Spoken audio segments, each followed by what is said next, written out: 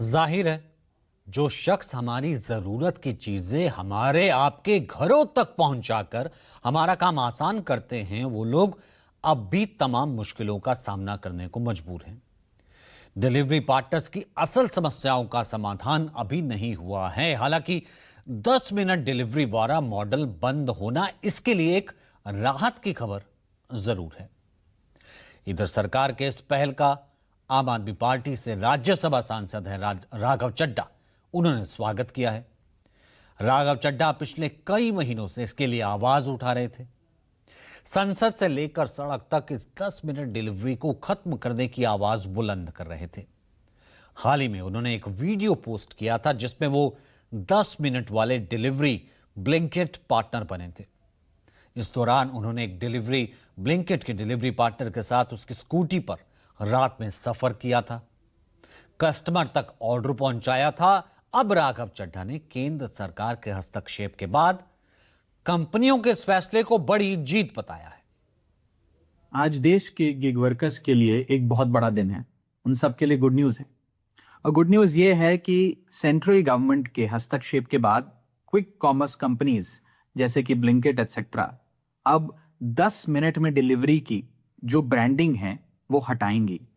जी हाँ, ये आप सबके एफर्ट से और आप सबने एकजुट होकर जो आवाज उठाई उसी से संभव हो पाया। आपकी आवाज शायद इन कंपनीज की मैनेजमेंट तक तो नहीं पहुंची या उन्होंने अनसुनी कर दी, लेकिन आपकी आवाज केंद्र सरकार ने सुनी और उस पर कार्रवाई भी करी।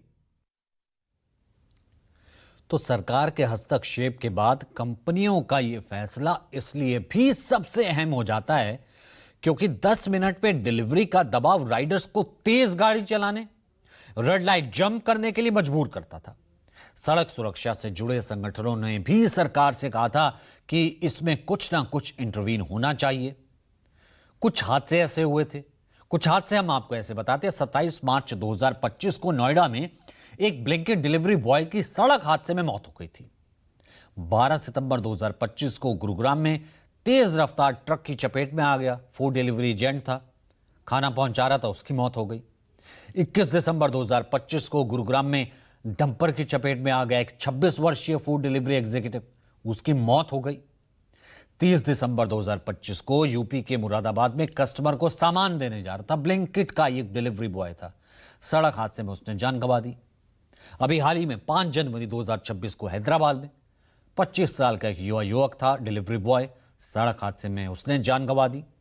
इन सभी हादसों के लिए गिग वर्कर्स यूनियंस ने 10 मिनट डिलीवरी मॉडल को जिम्मेदार ठहराया था और कहा था कि सुरक्षा होती नहीं है, मुआवजे की मांग की थी अगर हादसा हो जाता है, और अब इसे हटाने की प्रक्रिया तेज हो गई। अब ये कंपनियां अपनी मार्केटिंग स्ट्रेटजी में बदलाव करेंगी। अब तक 10 मिनट इन कंपनियों का सबसे बड़ा यूएसपी होता था कि 10 मिनट सामान घर पे। हालांकि कंपनियों ने स्पष्ट किया है कि वो अपनी ऑपरेशनल एफिशिएंसी यानी कार्यक्षमता को कम नहीं करेंगी, लेकिन विज्ञापनों के जरिए ग्राहकों में ऐसी उम्मीद भी नहीं जगाएंगी जिससे जो राइडर्स है, जो सामान पहुंचा रहा है, उस पर दबाव बन सके, उसकी जान जोखिम में जा सके। ये एक सराहनीय कदम है।